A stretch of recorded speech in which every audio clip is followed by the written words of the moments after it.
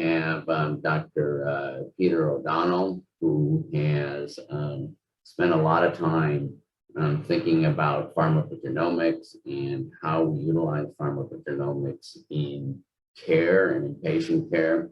He's done this across a number of different disciplines, and despite the fact that he's an oncologist as an expert in GU malignancies, has actually made some of his greatest contributions in the area of pharmacogenomics, and we'll talk about the application of pharmacogenomics in cancer care. So, Peter. Thanks, Dr. Stadler. All right, happy to be here. My disclosures are that I'm funded, including from the NIH, to perform pharmacogenomic trials, including among cancer patients.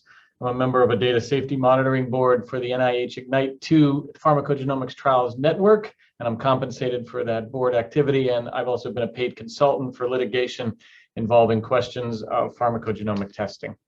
I want to start with a case. This is a 67-year-old female with HER2-negative breast cancer who presents for consultation after chemotherapy, neoadjuvant chemotherapy, and then surgical resection that showed residual invasive cancer. He recommends standard adjuvant therapy with capecitabine. 9 days after starting the capecitabine, she's hospitalized with painful rash, profuse diarrhea, and neutropenia. After a 2-week hospitalization and supportive care, the patient recovers, but the treating physician decides to abandon any further capecitabine therapy. I'm going to come back to this case and talk about how genomics might have been applied in this case to improve the patient outcome on multiple levels.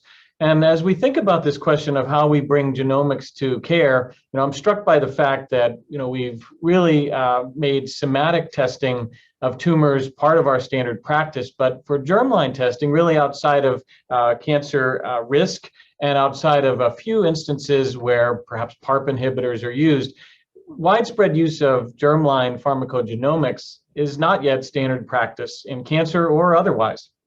And I think about this adoption of new technology graph that many of you may have seen, and this can be applied to any new technology, iPhones, electric cars, however you want to think about a new technology coming to market. And I think the same applies here to pharmacogenomics, where early on there's innovators in the space, there's early adopters that are really excited about using this type of information, and then there's a chasm before it's adopted in the mainstream market. And that chasm often is very difficult to bridge, and it requires a lot of perhaps new evidence or proof of principle to convince the majority that this genomic technology is worthwhile. And I would argue that for pharmacogenomics, we're very much in this chasm right now, and I'll propose in this talk how we might envision some solutions to bridging the chasm. So we've been working on a program of pharmacogenomic implementation at the University of Chicago for over a decade now. It's what I spend most of my time on. I'm really excited about it. I believe that we are ignoring a significant portion of germline information that might improve the care of patients, either by identifying patients that might be at risk for toxicity, like the patient in the case, or patients that actually might have improved efficacy outcomes by finding the right drug the first time. And so to do this, of course, you need patients that are willing to give a DNA sample. You need physicians that are willing to, or providers, pharmacists, advanced practice personnel that would be willing to integrate that genetic information into everything else that they are considering to make the right prescription choice for a patient. And we need a way to get that at the point of care using informatics so that we can select the right medication, the right dose for each individual patient. And so I think the point of this is that it takes a lot of system level changes necessary to do this, changes with the medical record, changes with testing, but inherently all of those system level changes are about changing the outcome for one individual. So it's a lot of work to be applied to one patient. The model that we've adopted at the University of Chicago is that we think for germline pharmacogenomic testing, we should take a preemptive approach where we put all the relevant markers that might inform cancer drugs, non-cancer drugs on a panel, test those preemptively, not in a reactive way after the patient has already had a toxic event, but preemptively before they're going to need that specific medication. And we think it's really important to engage providers and patients. And then we really are interested in doing utility assessments to try to see if this changes treatment decisions and treatment outcomes for patients. And I've shown before at this conference our genomic prescribing system, our GPS, which tries to display pharmacogenomic information in an easily recognizable iconography using the traffic light symbols. And this information is displayed for each patient, embedded within the electronic medical record now for each specific drug that a patient might receive. And I'm showing on this slide a bunch of non-cancer drugs that we have information on, and I'm going to talk later in the talk about the cancer drugs that are of interest to us right now. We do give best practice alerts. We're thoughtful about these so that they don't overwhelm providers, where they can know that this information is available for a specific treatment decision that they might be considering. And we've previously shown in our outpatient setting, this did include cancer patients, but also other subspecialties, that the availability of pharmacogenomic information seems to make a difference in how prescribers are thinking about medication changes. So on the x-axis here is the odds ratio of any medication change happening at an outpatient visit, just whether or not a medication was changed at that visit. And then on the y-axis are a number of variables that one might consider could influence whether a medication gets changed, whether the age of the patient affects that, the education level of the patient, the race, the number of medical problems that the patient has, the number of meds that they're on, or provider factors like the number of years in practice for a given provider or how busy they are on a given day. And you can see that none of those other factors exceeded the odds ratio of 1, so they had no dramatic effect on whether a medication was likely to be changed that day. The only ones that did were the presence of a pharmacogenomic light, so those patients that had red light alerts were 26 times more likely to have their medication changed at that visit. These are clearly prescribers that were changing patients off of high-risk red light drugs. And a yellow light had about a 2.5-fold increase in those medications being changed. And these are all compared to medications where there was no pharmacogenomic information available. All right, let's get to oncology. And so we've recently looked at perhaps the potential impact of oncology prescribing that could be done. And so we tested over 1,500 patients across just 5 genes here that we think are key pharmacogenes for this space. These 5 genes are associated with the FDA prescribing information for 11 commonly used oncology medications. And so if you can see on the graph on the right, each of the genes is listed across the x-axis, and the number of patients that have a given actionable pharmacogenomic result for that given gene is shown in the colored bars. So that most of the patients are green lights, so they don't have an actionable variant. But you can see for CYP2C9, it's a small percentage of patients that have a yellow light presence and so forth. And you get to DPYD, which informs fluoropyrimidines. There's about 4% of patients that will have a red light risk for TPMT, which of course informs mercaptopurine. There's a significant increase in percentage, and then UGT1A1 for irinotecan prescribing, you get the highest percentage. But if we think about this as a composite, so the far right bar, you're talking about 1/3 of all patients, if you just tested across 5 key pharmacogenes, would have an actionable marker for one of these 11 common oncology medications. And so I would argue that this proportion is at least on par with the impact that we see for somatic genomic testing.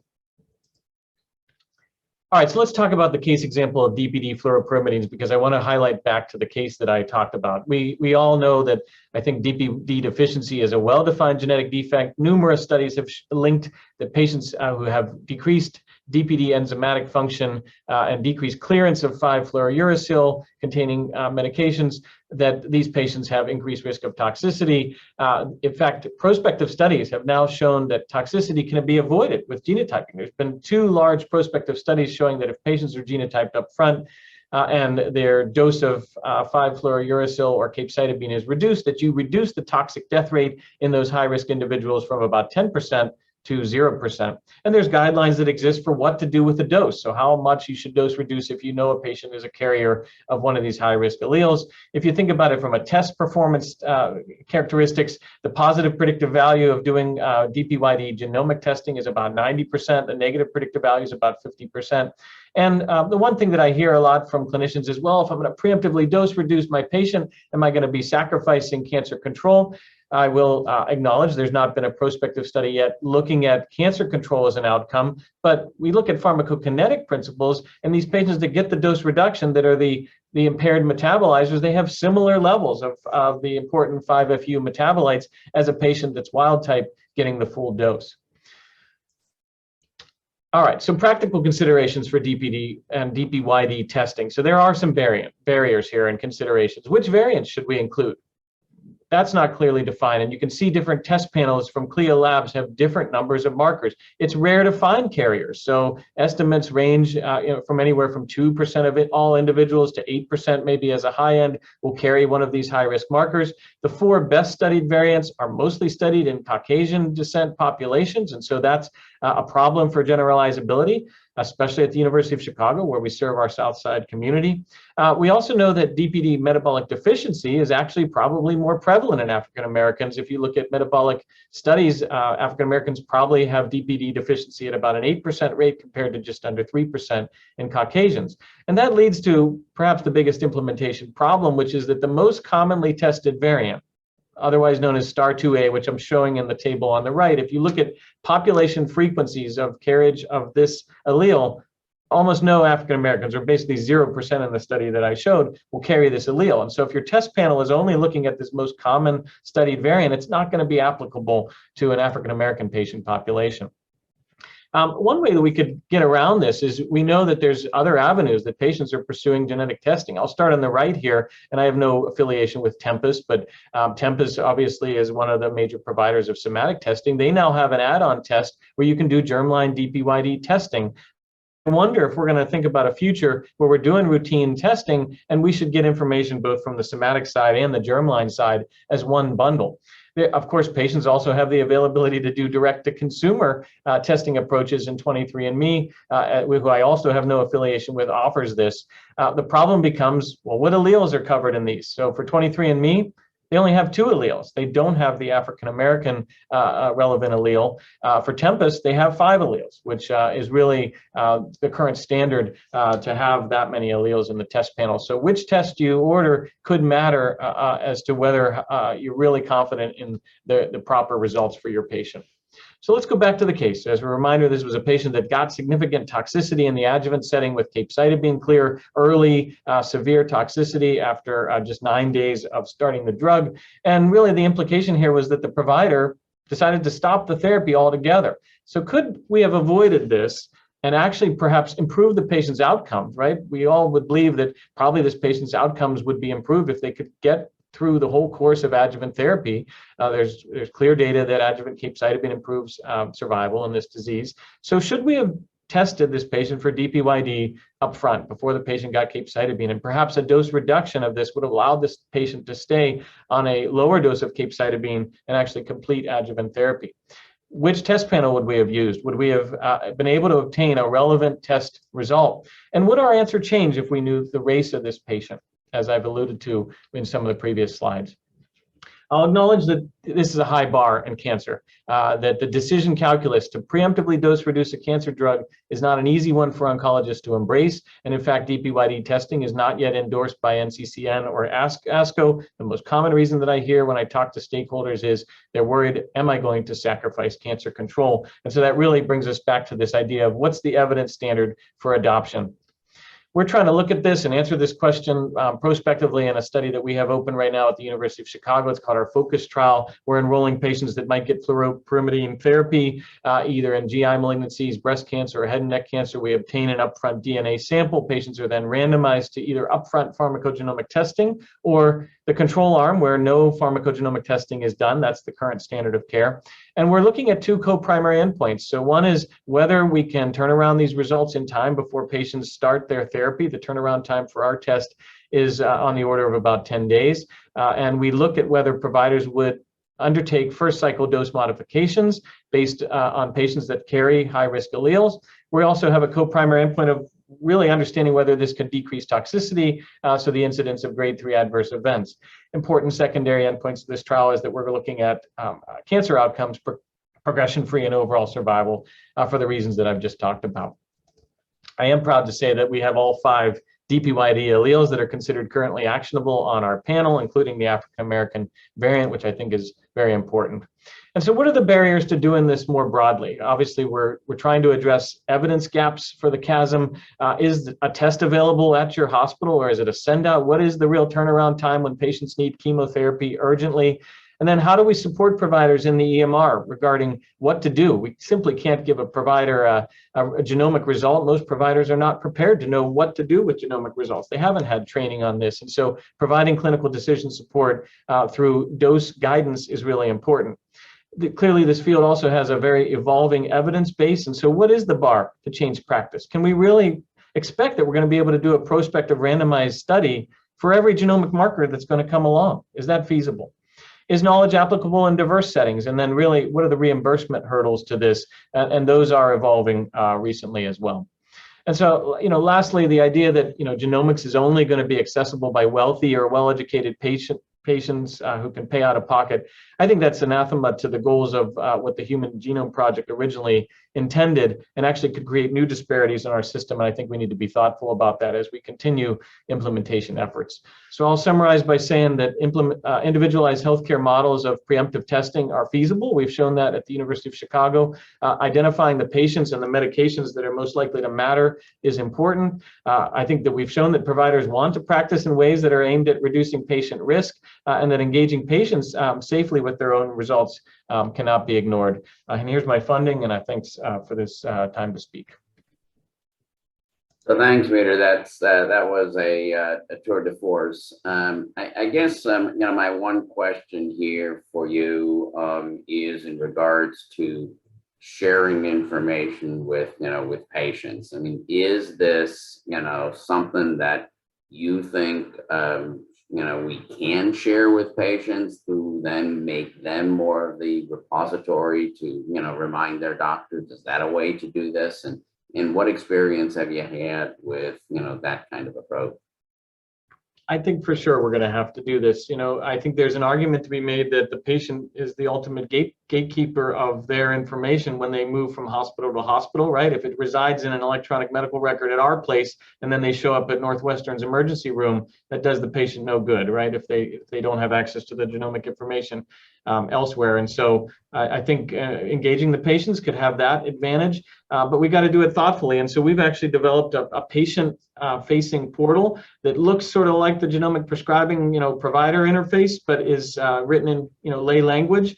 And we've been testing that. I'm not saying it's ready for widespread use, but it's analogous to what we're doing with MyChart, right? We're giving patients information now for standard reasons. So why wouldn't we do that for genomics? Thank you. And there was a quick question from Toyosi regarding integrating some of this into COPI guidelines and quality guidelines. And I'll maybe let you answer that separately, perhaps in the Q&A part. Maybe you can type that in or into the chat session. So I want to move on with Dr. Klein here.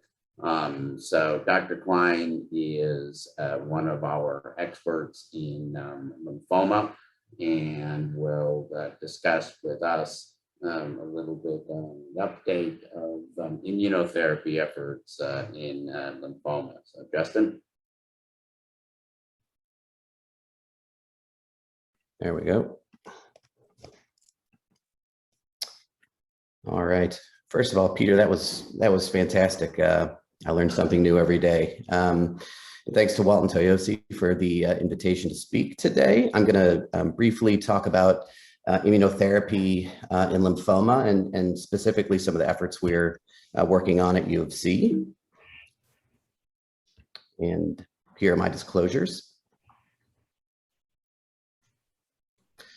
And so I'm going to focus on a couple of lymphomas today. First, classical Hodgkin lymphoma and the role of checkpoint blockade therapy, its successes and I think in failures, and then immunotherapy for diffuse large B-cell lymphoma, including checkpoint blockade, bispecific immunotherapy, and CD47 blockade therapy.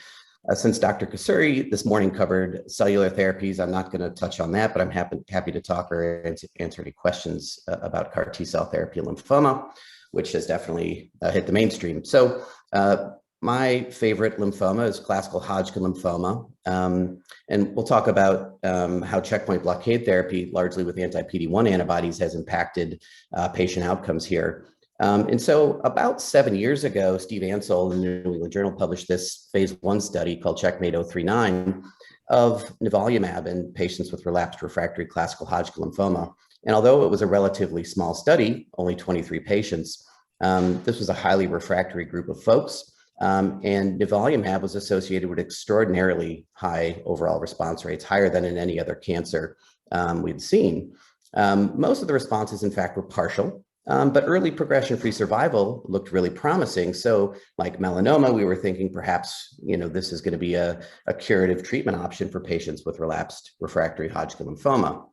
Now, the immune environment in classical Hodgkin lymphoma has a lot to do probably with its sensitivity to anti-PD-1 therapy. This is sort of an H&E state on the left where you can see the occasional Hodgkin-Reed-Sternberg cell, which is really surrounded by non-malignant immune cells, which you can see in the right two figures is largely comprised of CD3 positive T cells, which are really swarming around the Hodgkin-Reed-Sternberg cells.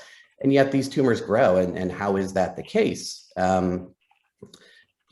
Actually, how does the PD-1, PD-L1 axis enable these cells to escape immune surveillance, as we've subsequently learned? Well, it turns out that Hodgkin-Reed-Sternberg cells, which are the malignant cells in classical Hodgkin lymphoma, have regular copy gains and amplifications of the chromosomal region called 9p24.1 that encodes the PD-1 ligands PD-L1 and PD-L2. And these amplifications, which can also be identified through simple FISH testing using fluorescently labeled DNA probes, correlates very nicely with PD-L1 protein expression, which is almost always extremely high on Hodgkin-Reed-Sternberg cells in the microenvironment, as well as macrophages. And if you look across newly diagnosed classical Hodgkin lymphoma patient biopsies, on the x-axis, you could see that most of them have acquired some degree of chromosome 9p24.1 abnormality, including polysomy for chromosome 9, relative copy gains for the 9p24.1 region, as well as amplifications and translocations at that site, which again drives very high PD-L1 protein expression on the lymphoma cells. So perhaps retrospectively, it was not surprising that Hodgkin lymphoma, given the immense number of T cells in the environment and the robust PD-L1 expression, was a very sensitive disease to PD-1 blockade. Now, two phase 2 studies, Checkmate 205 and Keynote 087, were important for a couple of reasons. First, they confirmed the very high overall response rate in relapsed refractory classical Hodgkin lymphoma to either nivolumab or pembrolizumab. They also, however, gave us a sense of the progression-free survival and duration of response. And while overall response rates are high, the median progression-free survival to these agents is roughly about a year to a year and a half, which is great. But you have to remember that all of these folks, or most of these folks, are in their 20s and 30s. So a year and a half is not spectacular. And after relapsing from PD-1 blockade therapy, we're looking at treatments like allogeneic stem cell transplantation. Also, however, there's a subset of about 20 or 25% of patients who achieve a complete response to PD-1 blockade therapy. And the recent 5-year update of Keynote 087 suggested that the median progression-free survival of these patients is probably over 5 years. And so we're probably, curing a small fraction of classical Hodgkin lymphoma patients with PD-1 blockade. But the majority, they benefit for about a year to a year and a half, maybe 2 years, right? So it's not in and of itself the answer. And then what is the future of PD-1 blockade therapy in this disease, right? From a mechanistic standpoint, we still don't really understand how anti-PD-1 therapy works in classical Hodgkin lymphoma. And it's hard to make advances without knowing this. We do know that responses occur very rapidly. Sometimes within days, you see fevers going away, night sweats going away. And to me, this suggests that PD-1 blockade is reactivating a preformed antigen-specific sort of hypofunctional T cell population. And we really need to figure this out through analyzing pre and on treatment biopsy specimens from patients on these therapies by single cell and paired TCR sequencing to really understand which T cells are mediating the response. And this is something that we're working on in the lab. Also, there's a very high overall response rate, as I've said, but a relatively modest progression-free survival, particularly for patients in PR, which is about 75% of those treated. And so can this be improved with combinatorial checkpoint blockade therapy, such as with anti-TIGIT or anti-LAG3 antibodies, for example? And then can we incorporate PD-1 blockade safely and effectively in earlier lines of therapy? Currently, it's approved in the 3rd line. But when combining nivolumab or pembrolizumab with standard 2nd-line regimens, including chemotherapy or antibody drug conjugates, we see very impressive response rates. There's also an intergroup study, which we're participating in, that's comparing A squared VD or ABVVD with a NVD or nivolumab as first-line therapy. And so I think this is probably the most important frontline study in Hodgkin lymphoma. And so here are some of the efforts that you see. The first one is a study of combinatorial checkpoint blockade therapy, including nivolumab and the CTLA-4 blocking antibody, ipilimumab. And this is for patients either with stable disease or partial response after 18 weeks of anti-PD-1 therapy. They get the nivo-ipi combination and then nivo maintenance, should they respond. And the second cohort below is for patients with PD-1 progression after PD-1 antibody therapy. And here folks are treated with ipilimumab. And if they respond, they receive ipilimumab maintenance. And so can adding ipilimumab overcome either partial response or resistance to anti-PD-1 therapy? And this is an investigator-initiated study, and we're collaborating with Dana-Farber on this study. Here's another study of the combination of pembrolizumab plus vibostolimab, which is Merck's anti-TIGIT antibody. And as you can see in cohort A and cohort B, we're looking for patients with classical Hodgkin lymphoma or primary mediastinal lymphomas, which is a similar disease, who are either anti-PD-1 naive. In other words, can the combination improve and deepen response rates to these checkpoint blockade drugs? And also for patients who have anti-PD-1 resistance. This is a study that's currently enrolling. Perhaps another interesting question is, given that salvage chemotherapy and autologous transplantation has been the standard therapy for Hodgkin lymphoma for many years, do all patients in the era of checkpoint blockade therapy really need a stem cell transplant? And that's what this investigator-initiated study that we're running in collaboration with Alex Herrera at City of Hope is asking. For patients who achieve a complete response to brentuximab vedotin and nivolumab in the second-line setting, these patients have the option of being observed without autologous transplantation. So in other words, are we curing a fraction of patients who achieve CR to these effective therapies? And can we avoid the toxic therapy of high-dose chemo and autologous transplantation in a fraction of patients? And I think this is a really important question. And so let's move on to DLBCL. We'll talk about checkpoint blockade therapy. The early activity of anti-PD-1 therapy in Hodgkin lymphoma really brought on a sense of excitement that these drugs were going to be effective in non-Hodgkin lymphomas as well. Unfortunately, that largely has not been the case. This is a large phase 2 study of nivo in relapsed refractory DLBCL, also published by Steve Ansel in the JCO a few years ago. Here, the overall response rate in unselected patients was only about 10%. You can see a pretty short duration of response and progression-free survival. And so one question you could ask is, does PD-1 blockade therapy have a role in DLBCL? You know, I think potentially it does, right? Because some of the responses that occur are durable. And so if we can identify who the subset of responding patients are, we might specifically deliver this therapy to these folks. And we were really interested in whether we could identify biomarkers, including the presence of PD-L1 copy gains or amplifications in DLBCL. And so we performed FISH analysis on about 100 or so DLBCLs in our lymphoma biobank and did identify 9p24.1 or PD-L1 amplifications in about 20% of cases that we analyzed. And these PD-L1 gene alterations were much more common in non-germinal center derived DLBCLs, which is interesting. I'm not sure exactly why that is. And the presence of a PD-L1 copy gain or amplification was associated with very high PD-L1 protein expression on lymphoma cells, a higher infiltration by CD8 positive T cells that were clonally expanded, as shown below by TCR sequencing.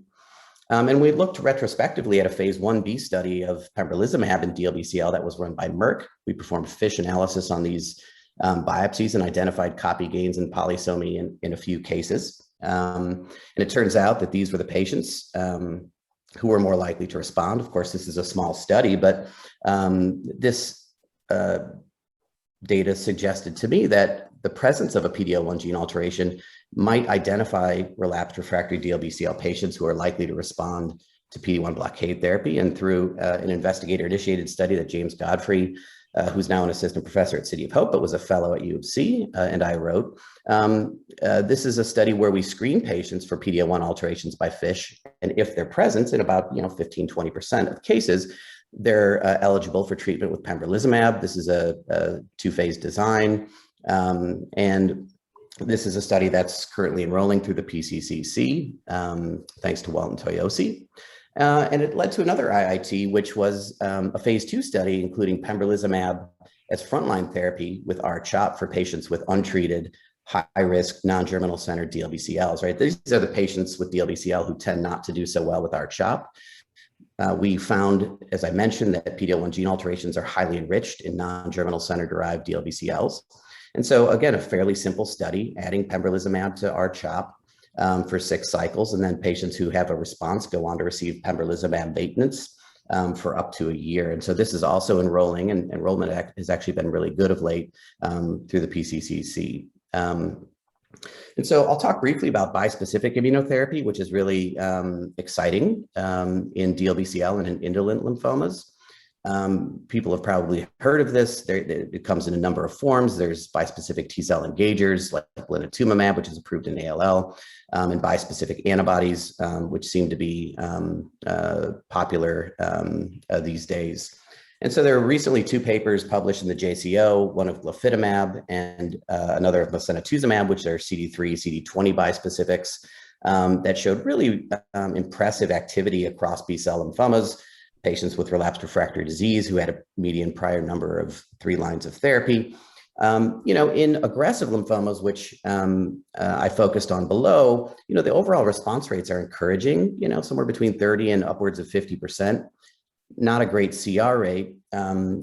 Unfortunately, the duration of response in the PFS is short, but there are patients who, like with many immunotherapies, do seem to have durable CRs. These therapies are associated with toxicities similar to CAR T-cell therapy, although they're more mild, things like neurological toxicity and cytokine release syndrome. And so it's quite possible that these drugs are going to be approved in the relapsed refractory DLBCL space in the next 6 to 12 months. Their activity in low-grade lymphomas like follicular lymphoma is actually quite remarkable. So I think these are going to be therapies that are on the market soon. This is a phase 1 study led by Peter Rydell, open at the U of C. It's another CD20, CD3 bispecific called XmAb13676. We're currently enrolling in part C of the study. We've enrolled quite well. This drug is active. We see pretty good response rates. It's obviously early days. And so I think, we're very excited about this study. So if there are folks with relapsed refractory DLBCL or B-cell lymphoma patients, let us know. We'd be happy to talk to your patients about them. And then finally, I'll talk about CD47 blockade therapy. CD47, as many know, is upregulated commonly on tumor cells, including lymphoma cells. And when engaged with its receptor on macrophages called SIRPα, it sends a signal to the macrophage telling it to not phagocytose or eat the tumor cells. So CD47 is commonly known as a don't eat me signal. And using antibodies that disrupt these interactions either by targeting CD47 itself or the SIRPα receptor have shown pretty exciting preclinical activity. Mark Chow from Irv Weissman's lab at Stanford, both in vitro and in xenograft models, showed that the combination of an anti-CD47 antibody plus rituximab, which induces antibody-dependent cellular phagocytosis, or ADCP, really combine nicely to enhance phagocytosis of lymphoma cells in vitro and in vivo. We participated and were major enrollers in the first in human study of CD47 blockade with an antibody called HU5F9G4, now known as magrolimab, in combination with rituximab in relapsed and refractory lymphomas, including DLBCL. So between the phase 1 and phase 2 experience, we see overall response rates in DLBCL of about 38%. Some of these are complete, most are partial, but clearly not all patients benefit. And so one of the things we've been looking at in the lab is, can we identify strategies to enhance the activity of 47 blockade therapy? And as you can see on the left, by flow cytometry, across human DLBCL cell lines compared to normal tonsil B cells, there's extremely high expression on lymphoma cells of CD47. Despite that, their sensitivity to in vitro phagocytosis by macrophages is highly variable. And also their in vivo sensitivity in the context of xenograft models is also quite variable, which suggests that the anti-47 mediated phagocytosis of these lymphoma cells is heterogeneous and probably means that additional pro or anti-phagocytic signals are involved. And so this is one approach we're taking, is to identify additional don't eat me signals through loss of function CRISPR-Cas9 screens. And we have a couple of promising targets. And the other approach is to make macrophages hungrier by targeting activation programs. And we became very interested in the PI3 kinase pathway, PI3 kinase gamma in particular, which is highly expressed in macrophages and other myeloid cells in the tumor environment. And so the question we asked was, can we combine PI3 kinase inhibition to augment macrophage phagocytic function and enhance anti-CD47 mediated phagocytosis? And simply treating macrophages with a PI3 kinase inhibitor activates phagocytic and inflammatory pathways. It enhances their ability across DLBCL cell lines to eat and across human macrophage donors. PI3 kinase inhibition upregulates prophagocytic signals such as calreticulin and annexin 5 on DLBCL cells. And the combination is effective in xenograft models of DLBCL, as well as T-cell lymphoma. So with Anand Patel and James Godfrey, we've put together an early phase clinical trial of the combination of an anti-CD47 antibody, as well as duvelisib. That's been on hold due to the recent woe of PI3 kinase inhibitors in lymphomas, but hopefully we'll get this open someday. And so to conclude, I think I've shown that checkpoint blockade therapy is really effective in classical Hodgkin lymphoma, but the progression-free survival is limited. Will combinatorial therapy enhance complete response rates and durable responses? Will the incorporation of nivolumab in second-line therapy obviate the need for stem cell transplant? Will anti-PD-1 therapy play a role in upfront treatment of classical Hodgkin lymphoma? And of course, what is the role of CAR T cells and bispecific therapy in relapsed refractory classical Hodgkin lymphoma? Early days, but very exciting. Checkpoint blockade therapy has limited activity in DLBCL. Can we improve this through combinatorial approaches, as I mentioned? Is there a subset of patients who are particularly sensitive to checkpoint blockade therapy, such as those with PD-L1 gene alterations? And then is there a role for checkpoint blockade therapy following CAR T-cell therapy relapse in DLBCL? This is a big population of patients that we're seeing now. Of course, CAR T-cell therapy has revolutionized the therapy of relapsed refractory DLBCL. But given the impressive activity of bispecific therapy in this disease, will it challenge CAR T-cell therapy in the future? And most relapsed refractory DLBCL patients actually fail CAR T-cell therapy. And so can established or emerging immunotherapies salvage remissions in this group of patients with really short survival? And finally, this is sort of my impression of the lymphoma immune environment. We've got sort of non-inflamed lymphomas where T-cell directed therapies such as checkpoint blockade therapy are expected to be less than effective, and perhaps adoptive immunotherapies will be the cat's meow. On the other hand, there's a group of inflamed lymphomas like classical Hodgkin lymphoma, primary mediastinal B-cell lymphoma, and diffuse large B-cell lymphomas with PD-L1 gene amplifications, where I think checkpoint blockade therapy and bispecific therapies will be extremely effective. And so I'll stop and take any questions if there's time. Thanks, Justin. Really appreciate that. Maybe one quick question for you is, lymphoma has always been a disease that, at least initially, has a very high response rate, and obviously lots of practitioners are comfortable with treating initial diagnosed lymphoma. So how do we think about incorporating some of these newer therapies into the early phase in order to assess, their efficacy at the time they're most likely to be useful? Yeah, I think that's a good question, Walt. I think for Hodgkin lymphoma, it's easier because I think fewer community oncologists are comfortable treating newly diagnosed Hodgkin lymphoma. Certainly there are a number who do, but the accrual to the intergroup study has been really, really rapid, which suggests that a lot of Hodgkin patients are being referred to centers where the study's open. For DLBCL, yeah, R-CHOP is commonly given in the community. It's easy to give there as it is to give at U of C or any other academic site. So I think in the front line, it's going to be tough. I think understanding that patients with relapsed lymphomas, and particularly relapsed Hodgkin and lymphoma and DLBCL, they have poor outcomes, particularly patients with DLBCL. So getting those patients referred for clinical trials and opening clinical trials that incorporate immunotherapy through networks like the PCC is really important. It's not rocket science to give an anti-PD-1 antibody. You can give it anywhere. And so I think we just need to better engage our community partners to get these studies open and accrued in order to answer the questions. Great. And engaging our community partners is clearly one of the strategic goals from the University of Chicago Comprehensive Cancer Center.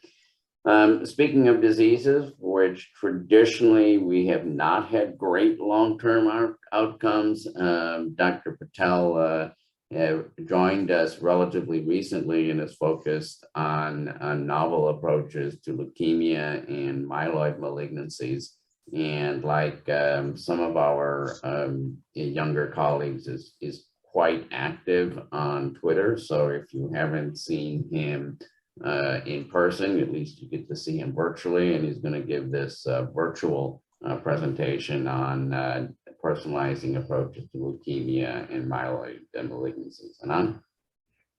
Thank you so much for that introduction, Dr. Stadler, and thanks to Dr. Odenike for the invitation as well. So my name is Anand Patel. I'm one of the faculty members within the leukemia group here at U of C. And today, what I'm going to be focusing on is how we are investigating the personalization of therapeutic approaches in leukemia and then also myeloid neoplasms, with a focus on active investigations that we have going on at the University of Chicago. In terms of disclosures, I do have research funding from Agios Servier, Celgene, BMS, and Pfizer. And I will be discussing multiple clinical trials that are in progress currently at U of C, and we'll reference those with the appropriate NCT number on the slides. So in terms of laying out the objectives, I will start by providing a very brief overview of novel therapies that have been approved within the last decade when it comes to acute leukemia and myeloid diseases. I think if there's one thread that runs through all of the presentations that have happened so far today, is that the growth and explosion of anti-cancer therapy, particularly for subsets of disease, has just been incredible over the last several years. And with setting that stage of what novel therapies we have available to us, I will then use those to highlight some of the current investigator-initiated trials within our program at the University of Chicago. So starting with acute myeloid leukemia, or AML, really, there was a period of over 40 years where our standard therapy was a 7-in-3 induction regimen followed by consolidation. Over the last 20 years or so, we've had the hypomethylating agents, azacitidine and decitabine, which have been utilized for patients who may not benefit from an intensive approach. But really, since 2017, the number of approvals in AML has rapidly accelerated. And this timeline very nicely outlines that. These include therapies both in the newly diagnosed setting and in the relapsed refractory setting. These also include targeted therapies that are meant for specific molecular mutations, such as midostaurin and gilteritinib for FLT3 mutations, ivosidenib for IDH1 mutations, enasidenib for IDH2 mutations. But also mutation agnostic approvals, such as venetoclax, which is a BCL2 inhibitor that can be used in conjunction with a hypomethylating agent for newly diagnosed patients with AML. So really, the treatment landscape has greatly evolved when it comes to AML. And a little later in the talk, we'll talk about how we can apply some of these targeted therapies in other high-risk disease subsets. There's been similar progress in B-cell ALL, acute lymphoblastic leukemia. Some of these therapies you've already heard about throughout the talks that have been given today. So briefly, I'll just mention a couple of them. We have inotuzumab ozogamicin, which is an antibody drug conjugate that targets CD22 on the surface of leukemia cells. There's blinatumomab, which is in the family of bispecific T-cell engagers that has a CD19 target on the therapy of cells. Blina is approved for both relapse refractory and B-cell ALL that is in a remission, but with detectable measurable residual disease, or MRD. And then we have two CAR T-cell products that are approved in the space of B-cell ALL. There's tisagen-leqlicel, which is for ages 3 through 25. And then there's brexistabtagene autoleucel, which is approved for adults with relapsed refractory B-cell ALL that have CD19 expression. And just as we've seen growth in acute leukemias, we've seen similar amounts of growth in our more chronic myeloid malignancies, including myelodysplastic syndromes and myeloproliferative neoplasms. We have luspatercept, which has been specifically approved for transfusion-dependent MDS with ring sideroblasts that have had previous exposure to erythropoietin-stimulating agents, but have not had improvement in their transfusion dependence. And now we have 3 JAK inhibitors that are FDA approved for use in myelofibrosis. There's ruxolitinib, fedratinib, and pacritinib, all of which kind of contain their own specific niches when it comes to myelofibrosis and what patients may benefit from them. So with all of that in mind, some of the questions to consider are there other high-risk diseases that could benefit from these agents that have been approved? Should we be incorporating targeted therapies into frontline treatment regimens? And what immunotherapeutic maintenance strategies can help keep disease in a remission? So the first trial I want to highlight is an open investigator-initiated protocol we have looking at the addition of fedratinib plus IDH inhibitors for MPNs that carry an IDH mutation. And myself and Toyosi Odeniki are the co-PIs of this protocol. So to give a little background, when MPNs progress to an accelerated phase, meaning greater than 10% blast, or blast phase, meaning greater than 20% blast, overall survival is quite limited. So accelerated phase MPNs have an overall survival of less than 2 years. And when the disease progresses to blast phase, survival is measured in months. About 3 to 5 months is the median overall survival.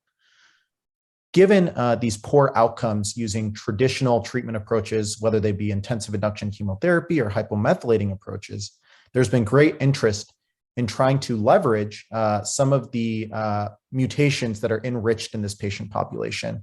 First and foremost, being IDH1 and IDH2, which are seen in about 25% of patients with MPNs in the blast phase. So IDH1 and IDH2 are involved in the TCA cycle. And in malignancies where there's a mutation in IDH1 or IDH2, what that leads to is buildup of the oncometabolite R2HG, which then exerts epigenetic changes and allows for uncontrolled proliferation of malignancy. In the space of myeloid malignancies, we have 2 drugs that are approved for AML specifically, ivosidenib for IDH1 mutated patients and enasidenib for IDH2 mutated patients. Unfortunately, thus far, there's limited prospective experience of using ivosidenib and enasidenib in IDH mutated MPNs. So with that in mind, we performed a retrospective analysis at our center at the University of Chicago, where we identified advanced MPNs that carried an IDH2 mutation and ultimately received enasidenib either as part of a clinical trial or being able to obtain the drug off trial. And what we found was quite encouraging. It was 8 patients in total, so the N is small. But what we found were quite durable responses. So 50% of patients surviving 1 year or longer, with our longest surviving patient deriving benefit from enasidenib for over 4 years. Another thing we found, which is highlighted on the slides at the bottom right, is when we treat with enasidenib, the acute leukemia or blast component of disease improves significantly. However, the chronic phase of MPNs persists. So there's still this MPN background that never really goes away, even if the acute leukemia or blast component of disease goes away with enasidenib. With that in mind, we want to investigate the use of fedratinib, which is one of the FDA-approved JAK inhibitors for myelofibrosis, combined with the appropriate IDH inhibitor for advanced phase MPNs with an IDH mutation. So our patient population is really anyone with a Philadelphia chromosome negative MPN that carries an IDH1 or IDH2 mutation with greater than 5% blasts in the peripheral blood or bone marrow, Being that this is an early phase trial, our primary objectives are to establish the safety and the maximum tolerated dose of fedratinib in combination with ivo for our IDH1 mutated patients and ENA for our IDH2 mutated patients, with our secondary objectives then focusing on measures of efficacy using this combinatorial approach. To lay out the treatment schema briefly, once patients are identified as being IDH mutated and are enrolled on protocol, they would receive 3 cycles of the appropriate IDH inhibitor with the intent of controlling the blast phase of disease and allowing for some degree of normal hematopoiesis to regenerate. And then from cycle 4 and onward, we would layer on fedratinib, the JAK inhibitor, to control the chronic phase MPN that may persist. Correlative studies that we're interested in include PK analyses of fedratinib in combination with the IDH inhibitors, given that these have not been studied in combination prospectively before. And particularly in the case of ivosidenib and fedratinib, there are drug-drug interactions that need to be considered. And we are also very interested in trying to perform single-cell analyses to try and identify mechanisms of progression, because as of yet, there has not been a specific lens put on IDH-mutated MPNs and how there may be progression of disease with the selective pressure of IDH inhibition. The next trial I want to talk about is going to be in the realm of lymphoid leukemia, specifically Ph-positive ALL. And this study is being led by Dr. Wendy Stock and myself, and it's looking at utilization of the CD22 antibody drug conjugate inotuzumab as part of the frontline treatment for Ph-positive ALL. So Ph-positive ALL makes up about a quarter of all cases of B-cell ALL in the adult population. Over the last several years, TKIs or tyrosine kinase inhibitors have been incorporated into the frontline treatment of Ph-positive ALL with very high complete remission rates. One thing that's been noted on retrospective analyses across these TKI-based induction regimens is that the achievement of a complete molecular response at 90 days, so 90 days from treatment, is a predictor for overall survival. And more importantly, it's a predictor for excellent overall survival, even if patients do not go on to receive an allogeneic stem cell transplant. So this may be a way to identify patients that can have durable long-term survival with this leukemia without getting a transplant. Inotuzumab has been investigated in the relapse refractory setting when it comes to Ph-positive ALL and has a combined CR rate of about 70%. With a fairly high rate of inducing MRD negativity. So with that in mind, we have opened and are actively enrolling a protocol that looks at the inclusion of inotuzumab into the frontline treatment of Ph-positive ALL. And it would be combined with the TKI dasatinib along with steroids for the induction regimen. So we would not be using any traditional cytotoxic chemotherapies. So our patient population would be newly diagnosed, untreated patients with Ph-positive B-cell ALL and with CD22 expression on over 20% blasts. I will say almost all cases of Ph-positive B-cell ALL do have CD22 expression. And our primary objective is really being able to look at rates of deep remission within 60 days of starting therapy. So a fairly quick look at our primary efficacy endpoint. With our secondary objectives then looking at long-term markers of efficacy, such as overall survival, safety of this regimen, and then in patients that ultimately don't achieve a complete molecular remission, their TKI would be switched from dasatinib to the 3rd generation TKI, ponatinib. So we would be looking to generate some preliminary data on the combination of ponatinib and inotuzumab as well. This is the treatment schema that I'll put up just for a moment. So essentially the first 2 cycles, the backbone of therapy is dasatinib, inotuzumab, and steroids, along with the appropriate intrathecal chemotherapy. And then patients then going on to a maintenance regimen afterwards. For those patients that don't go on to stem cell transplant, we would then be continuing their maintenance for a prolonged period of time.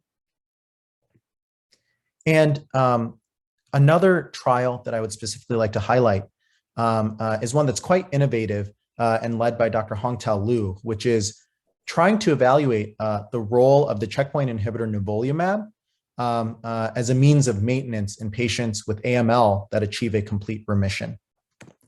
So in short, we know that when it comes to AML, achievement of a complete remission, most of the time, unfortunately, does not translate to a long-term cure. So patients that don't undergo an allogeneic stem cell transplant in first complete remission do not have durable long-term overall survival as shown in the Kaplan-Meier curves. However, there is preclinical data that demonstrates that PD-L1 is fairly widely expressed on AML cells, and this has been seen both in murine and human cell models. Overexpression of PD-L1 is a major mechanism of immune evasion when it comes to analysis of AML cell lines. So with that in mind, the REMAIN study looked at patients that were in a first complete remission with AML that were unable to go on to receive an allogeneic stem cell transplant. And specifically, they were looking at either older patients or younger patients that did not have favorable disease characteristics, with the primary objective being progression-free survival. So here is the randomized schema with patients either being put on an observation arm or the investigational arm of nivolumab. This trial is actually fully enrolled about a year and a half ago, and we are, about 2.5 years ago, and we are now fully eagerly awaiting the final results and having them reported here in the near future. And other IITs that are going on within the program include looking at pembrolizumab, so another checkpoint inhibitor, with umbralisib, a PI3 kinase inhibitor, and relapse refractory CLL. That's being led by Dr. Michael Thurman, and 2 investigator-initiated trials that are being led by Dr. Odenike. One looking at a prolonged course of decitabine, a 10-day regimen combined with venetoclax in high-risk AML, and then also a study looking at the use of the MEK inhibitor selumetinib in combination with azacitidine for patients with high-risk MDS or MPNs, myeloproliferative diseases. So in summary, our armamentarium of targeted therapies continues to grow, and we're still trying to get a good sense of what disease populations beyond the ones that have been kind of prospectively studied may serve to benefit from the targeted therapies we have available. And these areas of investigation include utilizing targeted therapies in high-risk diseases like MPNs, frontline use of targeted therapies, and maintenance strategies as outlined in the Ph-positive ALL and the AML maintenance protocol I specifically spoke about. So with that, thank you so much for the opportunity, and I'm happy to take any questions. Thanks, Anand. I really appreciate that. One thing that comes up, and it's coming up in, a lot of our, other tumors, even this morning, but which I think you and the myeloid malignancies especially have been leaders in, is how we think about therapeutic development for all of these different molecular subsets. We're now doing subsets of subsets of subsets. They're rare diseases.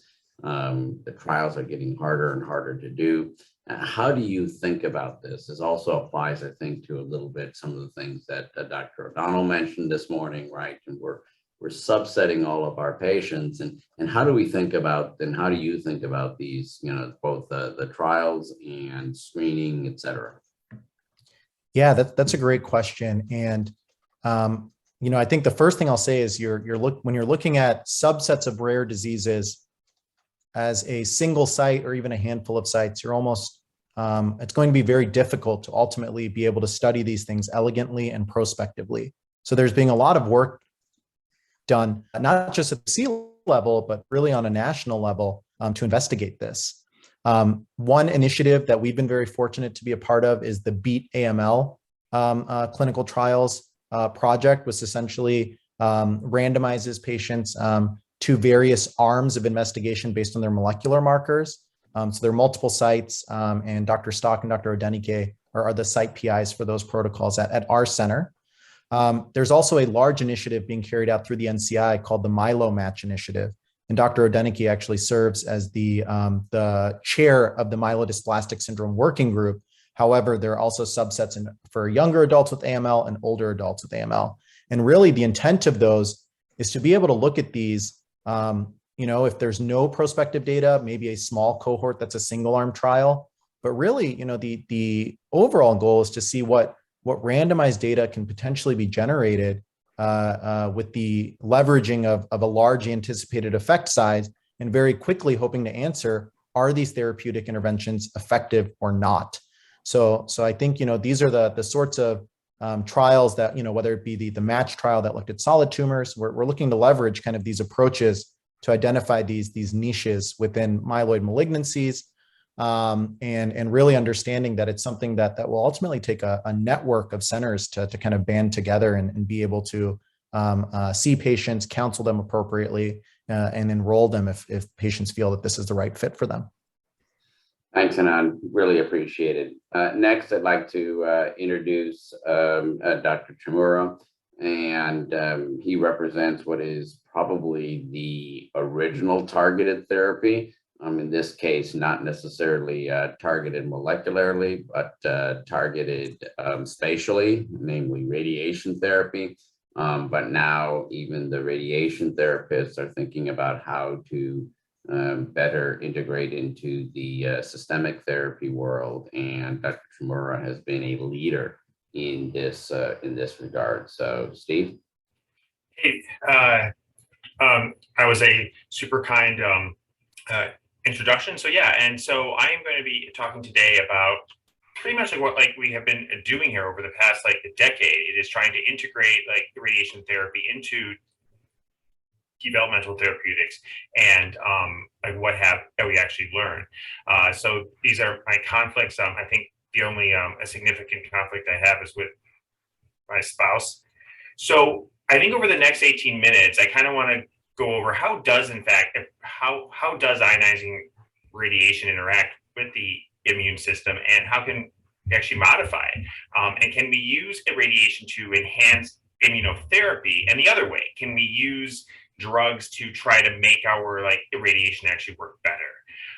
Okay, so a brief primer on irradiation and the immune system. So again, I just show this sort of basic tumor immunology overview. This is very simplistic, but though ultimately the tumor has antigens, if professional cells uptake it, a type 1 interferons are then activated, and you get hopefully activated T cells and killing of the tumor. However, and what actually probably happens more often, which is similar in terms of chronic infections, is that having chronic tumor exposure of antigens really leads to T cell exhaustion, right? So basically, are there things we can do to sort of undo that exhausted state? People are investigating LAG-3, other inhibitors, but could we maybe use ionizing radiation to then try to undo some of this? And so why do we think it's possible? Well, it turns out that a lot of the killing effects of radiation, especially at the high doses, the targeted, the SBRTs, the cyber knives, all of that stuff, really work on the fact that you have to activate CGAS and STING, right? Which is the main interferon signaling pathway to get the CD8 cells going. And in fact, it turns out if you do animal models and you block this, then your high doses of radiation actually don't work any better, and even lower doses do. So all this is sort of to this abscopal idea, this idea that you could almost use irradiation as a vaccine by sort of killing some tumors locally, creating a good effect. It would allow your drugs to work better, and you would get a response in other parts of the body from the systemic agents far better. So the abscopal trials are kind of normally done. You sort of irradiate a single spot and you give a drug, and then you sort of look to see if patients have a good response. And I think everybody is aware of the times it works. This was in the New England Journal of Medicine in 2012, and this was a single patient, but it progressed on IPI, and they had SBRT to a single paraspinal site, and they had complete clearing throughout the whole body on the same drug, just showing in principle this could work. However, this approach, I think you have to do like randomized trials. And like, unfortunately, if we look at the actual randomized trials done, they're all negative. This is in like non-small cell lung cancer. Adding RT on top to a single spot really didn't work. The same thing here in head and like neck cancer, also negative. And I think because actually getting this abscopal response, actually using radiation almost as a vaccine, is like exceedingly rare. There are about a handful of confirmed cases, and trying to figure out how to actually make it happen is really hard. And the reason for this is that all of us all want to focus on the good we do by doing like radiation. If it's interferons, if it's M1 macrophages, if it's MHC class 1, but really, we probably do way more bad than good. We have CSF on our Tregs, PD-L1 expression, and like M2 macrophages. And probably the bad we do, the immunosuppressive effects we do, outweigh any good. And in fact, these tumors are quite heterogeneous throughout the whole body too. This is a paper from Cell where they actually biopsied in humans about 8 different mets and showed that both the tumors are heterogeneous and, more importantly, the actual tumor microenvironment is quite varied. But what's interesting across most studies is that if we look, though, large tumor burden does usually lead to a poor PD-1 response. This is a really great paper showing animal models and then human data, but ultimately it shows that as the disease burden in the patient increases, you basically increase those exhausted T cells. So you have these T cells, except they aren't doing any good. And if we look at the other human trial data and you kind of combine all of the initial melanoma trials, it definitely looks like patients who start out with low volume disease do significantly better than high volume. And in fact, if we think about non-small cell lung cancer and the Pacific trial in stage 3A, I mean, what lower amount of disease could you have than simply having microscopic disease present in about 70% of the patients? This trial probably has one of the largest impacts in terms of IO response. So our question here then is that, is there in fact a more rational way to combine IO and RT? So our sort of thought is that could we sort of potentiate immunotherapy by sort of reducing big areas, getting rid of the suppressive tumor to just allow the patients to show up, allow the patients to have a chance to respond. So our approach has been to treat multiple tumors throughout the body, doing very high doses to try to actually kill those tumors, followed by a number of investigational agents. So I'm showing you here, it's like IIT, it was over 110 patients in the phase 1 clinic. It was for all advanced solid tumors. They had SBRT to 2 to 4 metastases. We then started pembrolizumab, and we had biopsies pre and post SBRT, and we treated both small tumors and then even huge tumors here. And what we found was this was incredibly safe. Very few DLT events, showing you could in fact give high doses and immunotherapy at the same time. But the question then is that could the systemic therapy actually help the radiation work better? Well, in the big tumors, because it isn't really safe to give these super high doses to huge areas of, say, the liver, right? We actually only treated part of the tumor. So in this patient here, only the inner red line is treated and the outer is really getting very low dose, or that ITV area. So you would expect normally it should just keep growing. Nobody does this, right? But what we found across the entire trials is that really, with the presence of the immunotherapy on board, there truly is no difference in terms of local control. So the big tumors are shrinking just as well as the small tumors, really pointing to the sort of strong interaction of the IO and RT. So could the systemic therapy be helped by the RT? Well, unclear, right? I think that the patients in the phase 1 clinic here have been treated on average with 4 to 5 other lines of therapy. Their clinical benefit on this trial is about 40% at 6 months, which seems really good. And the survival, again, seems really good overall, right? This is not your sort of typical phase 1 group. But what was really interesting is that we plotted the overall survival by the local response. So if I aimed at 3 things, did all 3 shrink, or all 3 stable, or did all 3 grow?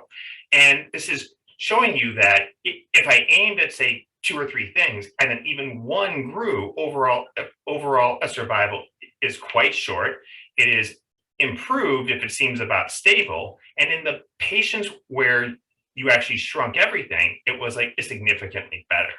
So in fact, if you look at PD-L1, if you look at histology, if you look at age, if you look at size of tumor, if you look at ECOG status even, it doesn't matter. The only thing which actually mattered when we did the multivariate analysis was the response to SBRT.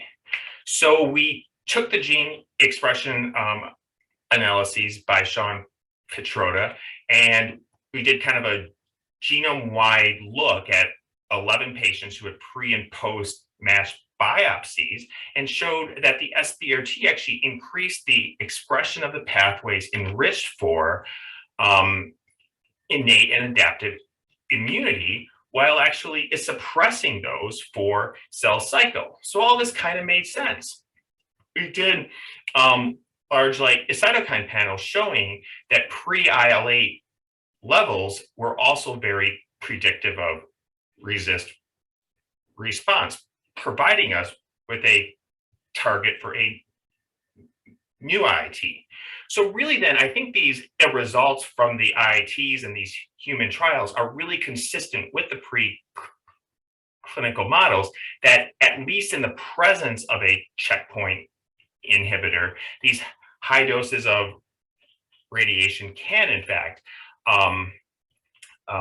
be beneficial. So our current IITs are trying to then take what we have learned and then apply to a specific hypothesis. So this is the COSNAR trial, which is currently ongoing. This is a multi-institutional trial run through the PCC. This is a phase 1 trial, which is now expanded into a phase 2 to sort of do the same idea in first-line non-small cell lung cancer, and to give IPI and Nivo either concurrently or sequentially with the SBRT. We took like biopsies and stool and like everything for this. In the phase 1 component, which is now published, they had a strong objective response rate. Interestingly, the overall survival is excellent here. The median is not reached. About 3/4 of these patients are PDL0, and actually a third of the patients actually had brain metastases at the start, and only the large ones were treated before going on the trial. So even the patients who present with brain mets, as you can see in the red, are doing extremely well. And you always have to show a kind of cool picture. This was a 35-year-old. He had a VEGFR tumor, failed OSI. So we put him on the trial. We treated about 4 spots in the body. I treated that small spot in the liver, and after about 8 weeks, there was a fantastic response. So overall then, we have been doing these trials iterating, and I just want to point out some of our ongoing trials, which is in the advanced like solid tumor population, which is with STING plus PD-1 plus SBRT. We are opening a multi-institutional study through the PCC in first line extensive stage small cell. We have our own IIT actually using a BMS supplied anti-IL-8 based on what we had found, which should be open by June, I hope. And the phase 2 portion of the non-small cell Cosnar trial is almost complete. So to conclude then, I think that there is a complex interplay of radiation and the immune system. I think that a developmental approach in RT can possibly lead to improved both local and like medicine control. And what's really interesting is that from our own like data across all of these studies, the only predictor for OS seems to be how much tumor you can kill and shrink. And it is exciting because both ongoing IIT and now pharma trials are really trying to see this in disease specific areas. Okay, thank you. Thanks, Steve. Really appreciate that. With these sort of high technology kind of approaches, and one thing that always comes up is the issue of sort of randomized trials, and is the application of the high technology, in some ways this SBRT, is that needed, and where do we stand as a community in general for randomized trials, asking that question? What is the value of the addition of the SBRT? Yeah, so basically in more of that sort of oligometastatic setting, they are quite far. I'll be showing the results of the energy oncology BRO2 at like ASCO on June 4th at 1:30 p.m. if like anybody wants to see that. The lung trials are close behind. I think in terms of though doing these types of things, if it's in like non-small cell or anything else up front is like first line, I think that's still far away. I think trying to focus on trying to find specific targets, if it's IL-8, if it's STING, if it's anything, and then really trying to optimize it first before we go to one of those like upfront disease specific trials, I think will be ideal. Great, really appreciate that, and thanks for presenting this morning. Next is Russ Shmulewicz. Dr. Shmulewicz and I have been colleagues for a long time, and he's really an international expert on the treatment of prostate cancer and other GU malignancies. We always like to say that we at the University of Chicago invented targeted therapy for cancer, for systemic treatment of cancer, at least in terms of developing hormonal therapy for prostate cancer, with the seminal observation by Hodgkin and Huggins that prostate cancer is a testosterone-driven disease. And we've come a long way since then, since we have more than just the castration for prostate cancer. And I'll let Dr. Shmulewicz update us a little bit as to where we stand. Russ? Thanks for the kind words and the invitation. Hope everybody can see the right screen. If you can't, somebody yell at me. So I'll be giving an update on specifically on precision medicine and genitourinary oncology. My disclosures are available on ASCO and are listed here. So I think it's important to start from the same page. And obviously throughout this day, we've been talking about precision oncology. We're talking about the right drug for the right patient at the right time. We're talking about therapy that's targeted and tailored to biology. We're talking about the use of predictive biomarkers for selection and enrichment. And so the question that we'll talk about over the next 20 minutes is, what's the current and near future role for precision therapeutics, specifically in GU oncology? That's a lot to cover, but we'll do our best. And then within that, what are the ongoing trials that we have within our system that touch on precision oncology? We'll roughly spend time on prostate, renal, and urothelial.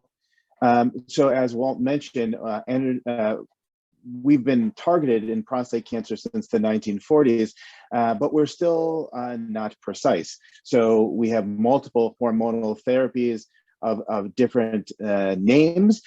They all target the androgen receptor signaling axis. They all have a benefit on top of androgen deprivation alone with similar hazard ratios, but we don't have any precision role in targeting which patients should get what drug at what time. So what do we have in prostate cancer for precision oncology? Well, we have, I would say, two sort of classes currently that we'll talk about. One is genomically targeted, which we'll go through, and the other is more recently targeting a cell surface protein called PSMA. So on the genomic front, this is a paper from several years ago now from the Stand Up to Cancer Dream Team that shows the genomic landscape mutationally for prostate cancer. What you can see is there's a lot of PTEN loss or PTEN pathway mutations at around 40%. And that when you add up the DNA damage repair genes, it's another around 20% here, with various genes contributing various different percents, with the largest being BRCA2. So around 20 to 30%, depending on the series, of metastatic castration-resistant prostate cancer will harbor mutations in genes encoding proteins involved in DNA damage repair, like BRCA1 and 2. We now have PARP inhibitors that are FDA approved to potentially induce synthetic lethality, and in theory, and that have been proven to have clinical benefit in the refractory castration-resistant setting, including olaparib and rucaparib, and with slightly different mutational approvals, but both in the refractory CRPC state. What about moving things earlier? So this is a study that reported preliminary data at GU ASCO earlier this year. This is a randomized placebo-controlled double-blinded study of the PARP inhibitor niraparib with abiraterone, and we'll focus on this top cohort, which is the HRR biomarker positive, so a mutation in one of these genes in the first line CRPC setting, so after androgen deprivation, but prior to any other androgen receptor signaling agents, randomized to niraparib with abiraterone acetate and placebo versus no niraparib, just the placebo, abiraterone acetate and prednisone. So what you can see is the primary endpoint, which was rPFS, which was prolonged significantly for the frontline addition of niraparib to abiraterone acetates. That's here on the left. On the right, the overall survival, which is a secondary endpoint, is premature. And so for me, I'd argue that this is an important endpoint, as patients with DNA damage repair mutations could get olaparib after abiraterone acetate, and so it's important to know whether adding them and potentially increasing the toxicity up front is worth the benefit, but at least for rPFS, that is there. And this is not yet FDA approved, but it's likely coming. Moving on to other genomic alterations, I mentioned that the PTEN PI3 kinase pathway is recurrently altered in refractory disease at around 50%, depending on the series. It also, there's some evidence that that there is reciprocal signaling between PI3 kinase and the PTEN pathway and the androgen receptor pathway. With regards to newer data in this field, so the potential 150 study with an AKT inhibitor and abiraterone in the CRPC setting showed that there was a slight improvement in rPFS in the PTEN loss by IHC population, but this is modest at best and it's not yet paradigm shifting. So what do we have open or nearly open here in the genomically targeted setting? So the question of frontline metastatic castration sensitive setting, an AKT inhibitor is being asked in this study, the Capitello study. So there's a molecular determination up front, and if patients are noted to have PTEN deficiency, they're then randomized to abiraterone alone or the abiraterone plus the AKT inhibitor, and all the drugs are provided. In the more refractory setting, we have a combination study of either abiraterone or docetaxel with an AKT inhibitor. Not really abiraterone, but the drug similar to abiraterone, which is this LAE-001. We're collecting data on the use of olaparib in rare DNA damage repair mutations, and we're just almost completed participation in a study of intense hormone and chemotherapy in the frontline castration sensitive setting that will be stratified based on post study. They'll look at the impact of DDR mutations. The other target in prostate cancer for precision medicine that is very current is PSMA. So PSMA is a transmembrane glutamine carboxypeptidase that you see here. When liganded, it internalizes and it's nearly universally expressed in prostate cancer. This is the top line overall survival data recently published from the VISION study, which is with lutetium-177 PSMA-617. In this study, patients were randomized to either 6 doses possible of the lutetium PSMA-617 plus standard of care versus standard of care alone. Patients were eligible if they had already received docetaxel or some chemotherapy, as well as an androgen receptor signaling inhibitor.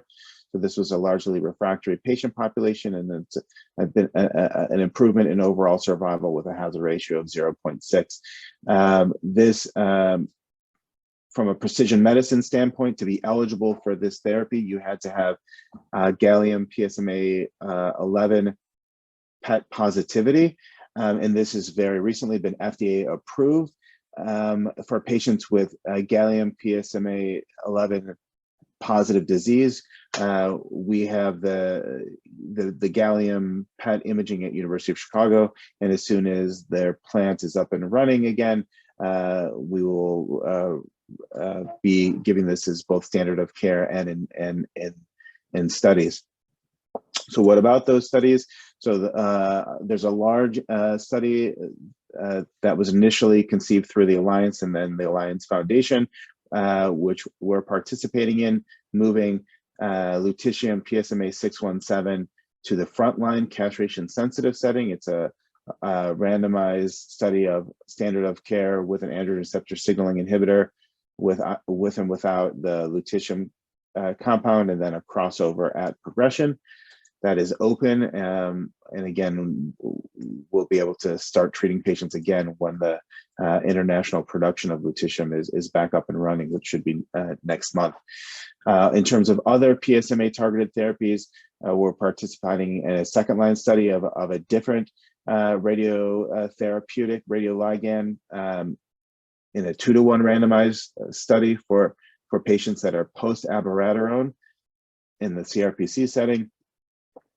We have a bispecific antibody study that is open for both post-Abi and post-enzalutamide CRPC targeting a BiTE targeting PSMA.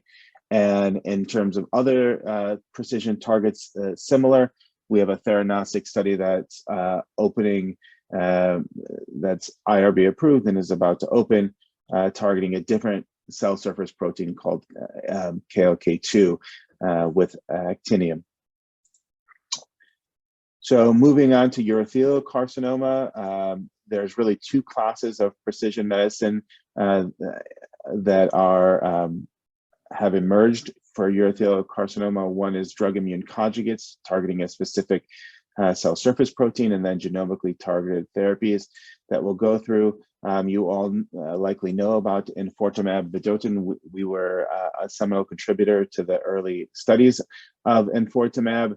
The way that it works is it binds Nectin-4 and then gets internalized, releases MMAE, which is a microtubule inhibitor, and causes disruption of cytokinesis. The phase 3 study randomized against dealer's choice chemotherapy was a positive study reported last year. You can see there's an improvement in overall survival that's led to its FDA approval. There's a second drug immune conjugate called sacituzumab govitecan, which is a drug immune conjugate with a moiety targeting or binding to TROP2, and a second that is SN38, the active metabolite of irinotecan. TROP2 is overexpressed in around 80+% of urothelial carcinomas. This was recently FDA approved for refractory urothelial carcinoma based on this study that showed around a 30% overall response rate with good durable responses in those who do respond. So this is a very up and coming area in many diseases, including urothelial carcinoma. And we have multiple studies with drug immune conjugates that are worth noting. We're participating in a frontline perioperative study for localized cisplatin ineligible patients that uses enfortumab vedotin and pembrolizumab. We have another study of enfortumab that for a more refractory disease in other contexts. And this study is about to open, which is a sacituzumab combination study. The cohorts that will be open are frontline metastatic of sacituzumab plus either cisplatin or PD-1 combinations. Moving forward to genomically targeted studies in urothelial, there are multiple potential targets, including PI3 kinase, which we spoke about in prostate cancer, the FGFs and ERBB proteins. FGFR3, the FGFR3 inhibitor erdafitinib is FDA approved based on this single-arm study showing a promising response rate and overall survival in a refractory patient population. Unfortunately, only around 10 to 15% have an FGFR3 abnormality for which they will be eligible for erdafitinib, but it is available. Moving to other genomic targets, the most actionable that we're studying, as well as others, is the ERBB family, which is perturbed in another 20 to 30% of urothelial carcinoma. This is a study that my colleague Peter O'Donnell, who you heard earlier from, led in all comers with the multi-kinase inhibitor afatinib that hits all the ERB family members. And what was really remarkable in this study is that really the patients who had, this was an unselected study, and those who had the ERBB mutations, whether in HER2 or HER3, had a significant improvement. And this has led to the current study of afatinib, which is a phase 2 study for refractory urothelial carcinoma with any HER2, HER3, HER1 molecular abnormality, and that's open through the PCCC network. We're also participating in an adjuvant FGFR3 study that's molecularly targeted. And we have a study that's pending activation for a drug immune conjugate targeting HER2 in urothelial carcinoma. There are also several HER2 targeted therapies, both in the Developmental Therapeutics program and the Cellular Therapy program. Lastly, we'll talk about renal cell carcinoma, and I'll just say that it's still HIF driven. So from a precision medicine standpoint, VHL is still the most common mutation and the most high priority target. As you all well know, mutations in the VHL lead to the accumulation of HIF-1 alpha that leads to lots of downstream bad things.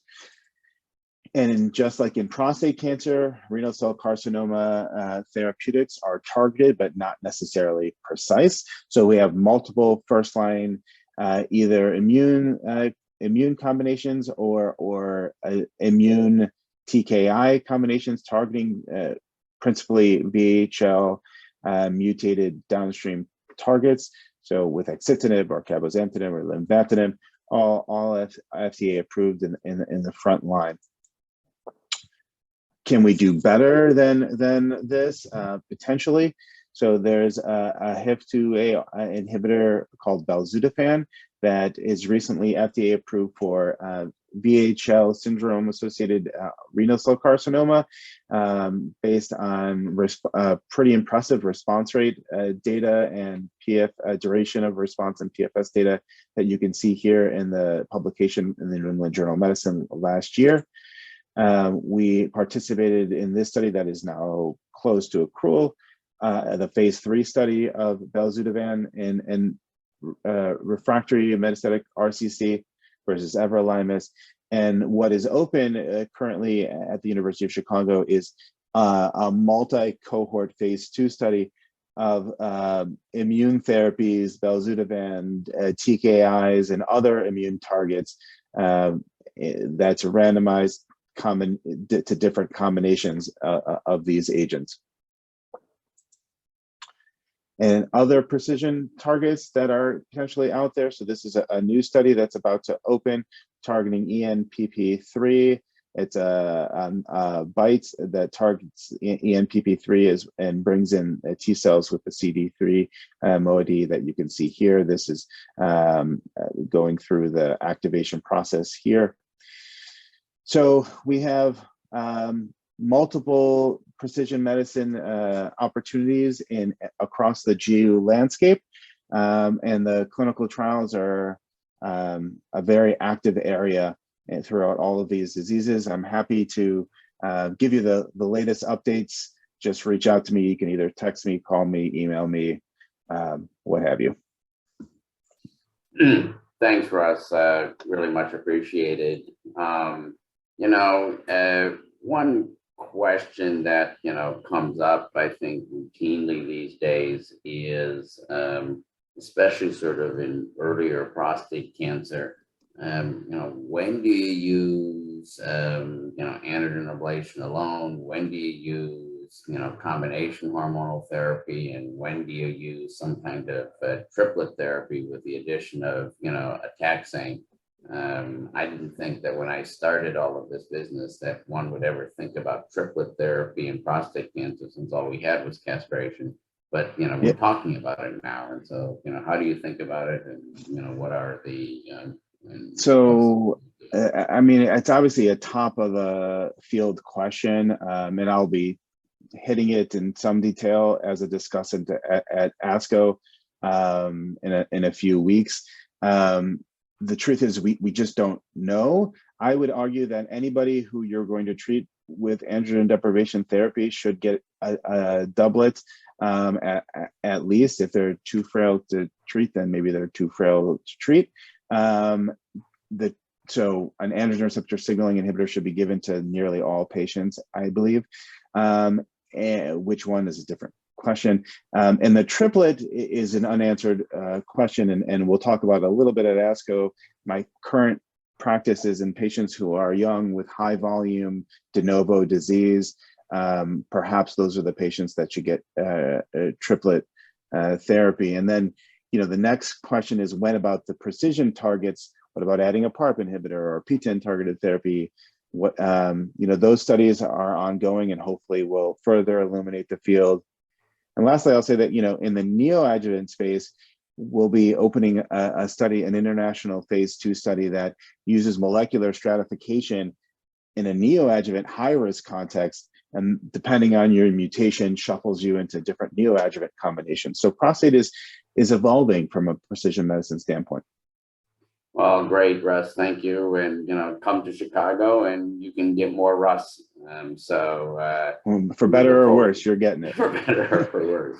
All right. Last, but certainly not least is Dr. Desai. Dr. Desai is one of our faculty members from pediatric oncology that we've actually integrated into our multidisciplinary care of patients. And one of the areas of unmet need really in the pediatric and population is the issue of adolescents and young adults who have often been ignored in clinical trial because they only rarely get impacted by cancer, but when they do, the impacts can be huge, not only for the individual, but for family members.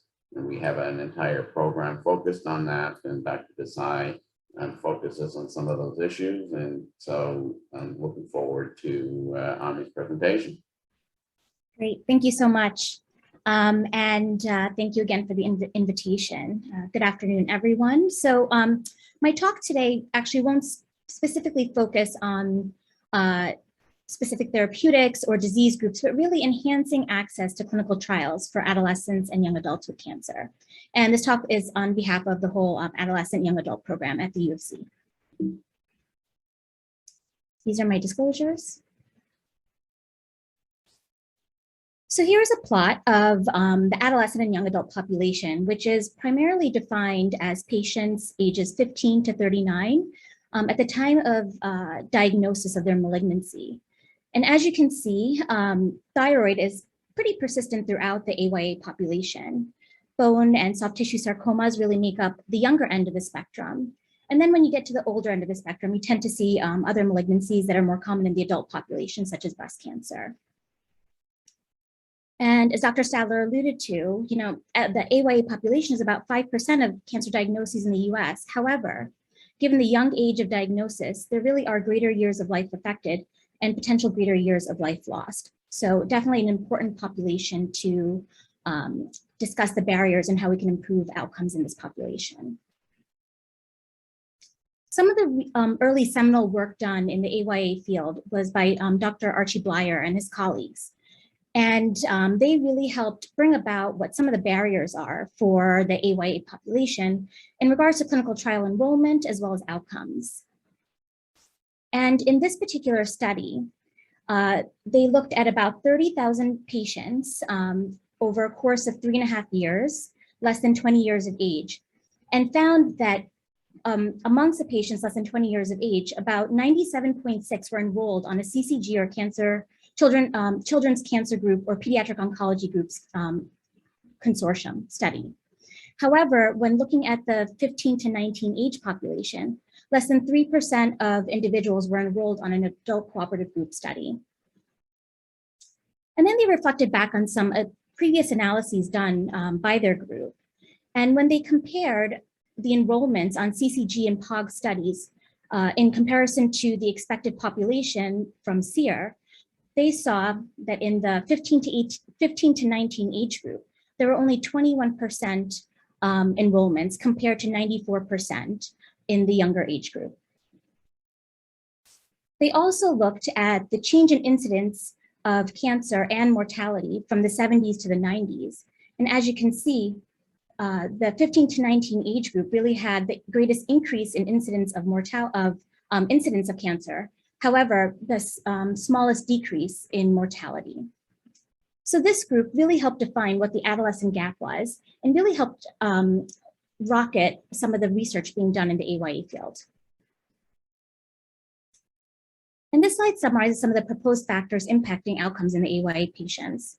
One of the important ones that was really the focus of today's talk is clinical trial enrollment. First, is there an actual clinical trial for this age group? Second is, are these trials accessible at the treating institution or nearby institutions? Is a particular institution an NCTN site? Do they actually have the resources to open some of the trials that would be relevant to the AYA population? And are these trials being presented and offered to patients? And on the patient end, are they accepting the trial and are they comfortable enrolling? Other barriers to AYA patients and why they're such a unique population is really the host and disease biology. Treatment-related morbidity and mortality, poor compliance and adherence, variation in treatment approaches, delayed diagnosis or access to treatment, psychosocial and economic issues, and finally, some of the issues related to transition of care from the pediatric to adult side. So after the 2010 Institute of Medicine report, the NCI actually transitioned their cooperative groups program to the National Clinical Trials Network, or NCTN, made up of one pediatric oncology group, the Children's Oncology Group, four US-based consortia, as listed on this slide, as well as one Canadian-based consortia. And in addition, this also includes the NCI Community Oncology Research Program sites. And while this brought about a fair amount of change, it really did help improve opportunities for clinical trial enrollment for the AYA population. First, with the expansion of age eligibility criteria for the trials being run through the groups, access to trials as an NCTN site. So you could be a member of any one of these cooperative groups and have access to other trials. And really joint study development and scientific integration between the pediatric and medical oncology groups. And finally, also development of biobanks that included patients from the AYA population. And as for other initiatives for the AYA population, in 2002, the COG established a committee for AYA oncology, again led by Dr. Archie Blyer. And in 2018, they actually developed the COG AYA Responsible Investigator Network, which helped identify champions at each institution to discuss barriers to AYA clinical trial enrollment, and also to help build bridges with their medical oncology colleagues. And similarly, in 2013, this SWOG group established an AYA committee, and the other cooperative groups also had similar initiatives. And in 2013, COG and SWOG co-led the development of the NCTN AYA working group. In 2017, the American Society of Clinical Oncology and Friends of Cancer published a joint research statement that talked about broadening eligibility criteria for clinical trials to make them more generalizable and inclusive. And as part of this initiative, they really helped bring about and publicize a rationale for inclusion of adolescents in adult studies. First, for late phase studies, there is similarity in metabolism and excretion between adults and those 12 years of age and older. And they really suggested that these patients 12 years and older should be involved in some of the later phase studies being conducted by the adult groups. As for early phase trials, they also thought that if there was strong scientific rationale for the likelihood of benefit, example for a similar molecular pathway or histology, that pediatric cohorts should be integrated into early phase clinical trials. And these cohorts should enroll either concurrently, staggered, or sequentially. And this really aligns with the era of precision medicine and really new approvals that are tissue agnostic in the field of cancer. So one of the earliest and first tissue agnostic approvals was pembrolizumab that was first approved in 2017 for adult and pediatric patients with unresectable or metastatic MSI high or mismatch repair deficient tumors. And of course, subsequently, there were additional approvals. There were some caveats to the initial approval for the pediatric patients, such as those with brain tumors that would require some additional post-marketing data. Larotrectinib is a selective TRK inhibitor that received approval in 2018 for both the pediatric and adult population.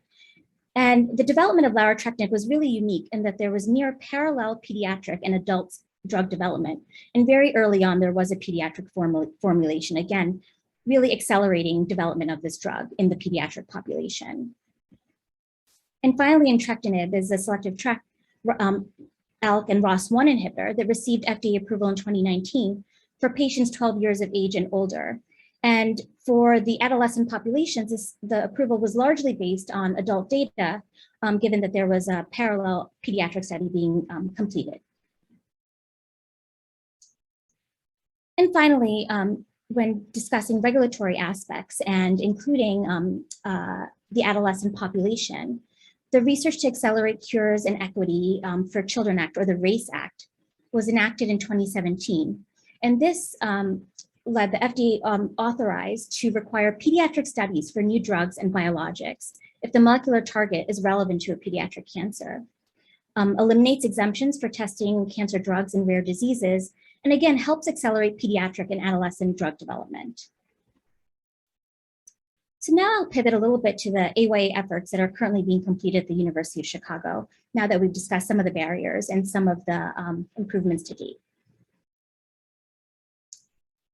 So early on in our group, Dr. Wendy Stock and the late Jim Nachman worked together and were trying to determine whether adolescent and young adult patients with ALL were better served being treated on pediatric protocols versus adult protocols. They did note that individuals, once they reached about age 15, had inferior outcomes compared to younger patients. However, the younger adolescent patients were really grouped with pediatric studies, and the older adolescent and young adults were grouped with older patients, where protocols were sometimes modified based on ability and certain ability to tolerate certain drugs and doses. So they completed a retrospective study of 321 patients, ages 16 to 20, treated on either the CCG or cancer and leukemia group B protocols, or adult protocols, from 1988 to 2001. And what they saw was that complete remission rates were the same, about 90%. However, there was a significant difference in survival, with superior survival among AYA patients treated on the pediatric protocol.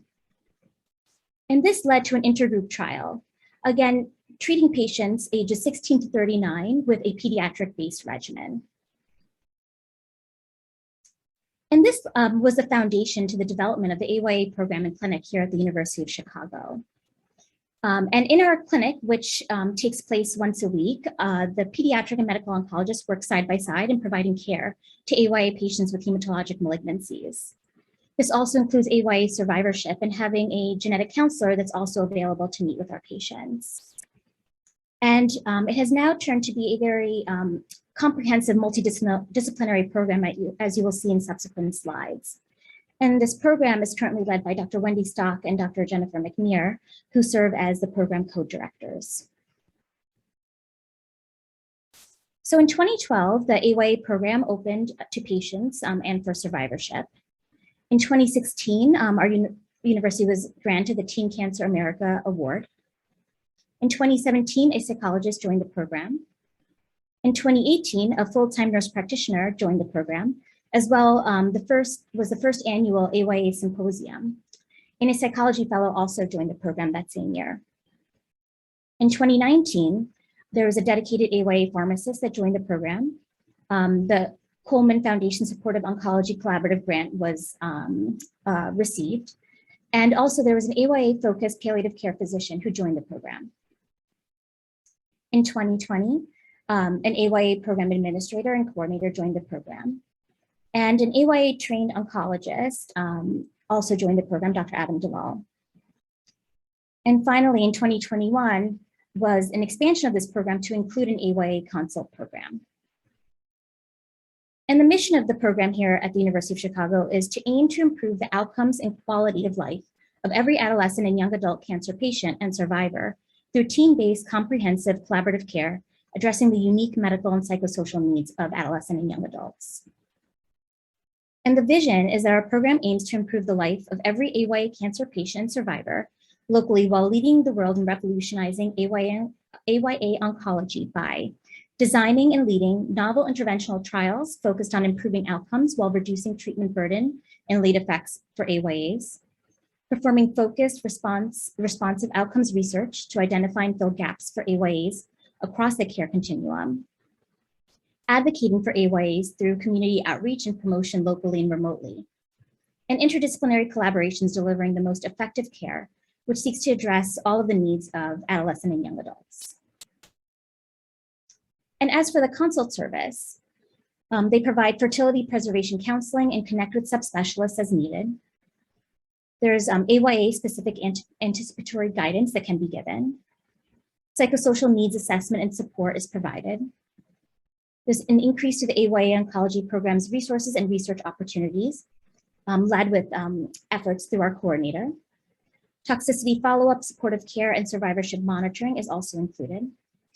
And really, this consult service is relevant through all phases of therapy: diagnosis, during therapy, survivorship, and relapse. And here I just wanted to highlight the structure of clinical trial development within the University of Chicago and how that really lends to the collaborative work that we do between the pediatric and medical oncology side.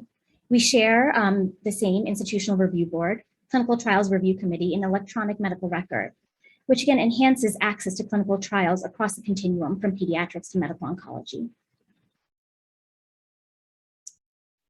So another in addition to the AYA program was in 2016, I joined the program at the University of Chicago, and this really helped start our collaboration with the adult phase 1 program in a more formal capacity, and really helped spearhead some AYA efforts between the solid tumor groups.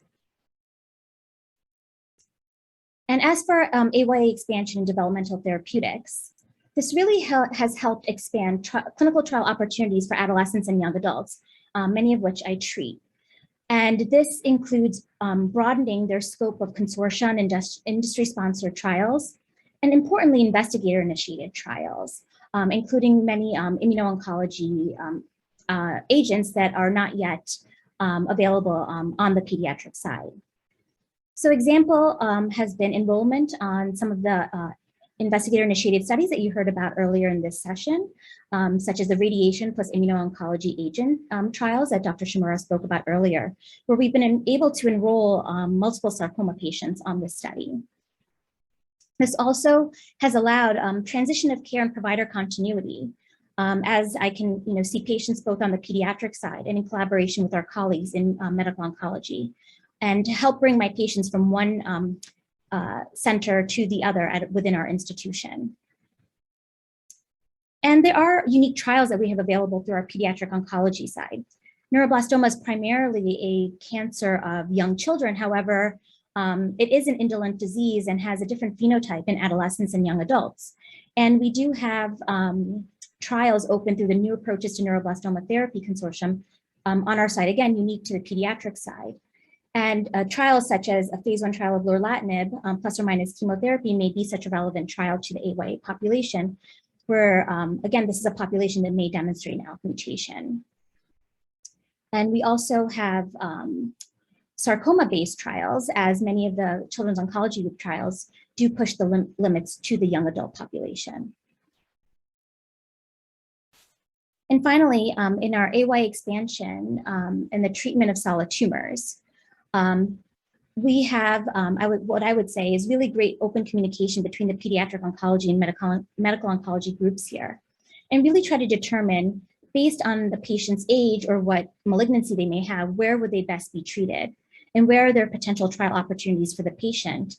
And some programs where this is particularly relevant is our sarcoma program, where again, we have many trials open for Ewing's and osteosarcoma patients that may be open through the pediatric oncology group. In the treatment of GU cancers, where we have incredible expertise in our GU malignancy group. However, a patient of a particular age may be better served treated on the pediatric side. Within the GI program, there are patients who have a cancer predisposition syndrome and develop GI malignancies at a younger age than one would expect, and again, may be better served in receiving their treatment on the pediatric side, but in collaboration with a management plan with our medical oncology colleagues, as well as melanoma. And again, we try to really emphasize the utilization of the AYA consult service, no matter what side the patient is being treated on. And I wanted to end by saying, of course, it takes a village to care for this particular patient population, and there are a lot of people involved. And this is a picture of just a few people within our group based out of the Tuesday Hematologic Malignancy-Based and Survivorship Clinic, emphasizing their awareness of AYA in the time of COVID. And with that, I will take any questions. Thanks, Dr. Desai. That was a really wonderful.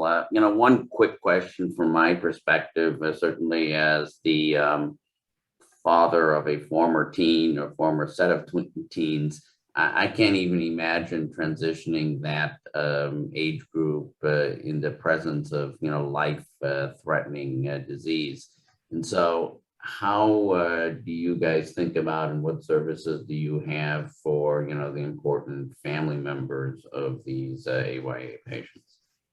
No, that's a really great question. And what we do is to try through our coordinator, particularly, is to provide resources for relatives. I would say for some of the younger patients, even siblings may be impacted by the treatment of their older siblings, and our child life specialists really help in that regard. And then for parents and other relatives, our coordinators often can provide and direct families with additional psychosocial services that may be helpful in their situation. Great, that's wonderful. So that brings us to the end of this seminar. I want to take the opportunity once again to thank the meeting organizers and Heather for helping us this morning. Debbie Stoit for helping Toyosi and I put everything together, put the agenda together, and get everybody to contribute. To all the speakers who have made their time available to present some of this fantastic work and some of the things that they're doing. And, finally, to all of the participants for spending a Saturday morning with us. This seminar will be available since it's been recorded, and Heather will send out some of the information so that if you want to go back and take a look at those recordings. And for those of you who are interested in CME, please go back to your emails, complete the CME questionnaire, and there's even an opportunity to get maintenance of certification points if you answer, a handful of questions. Toyosi, any final words? Thank you. It was great. Thank you so much for donating your time on a Saturday to educate us all. And thanks for all you do.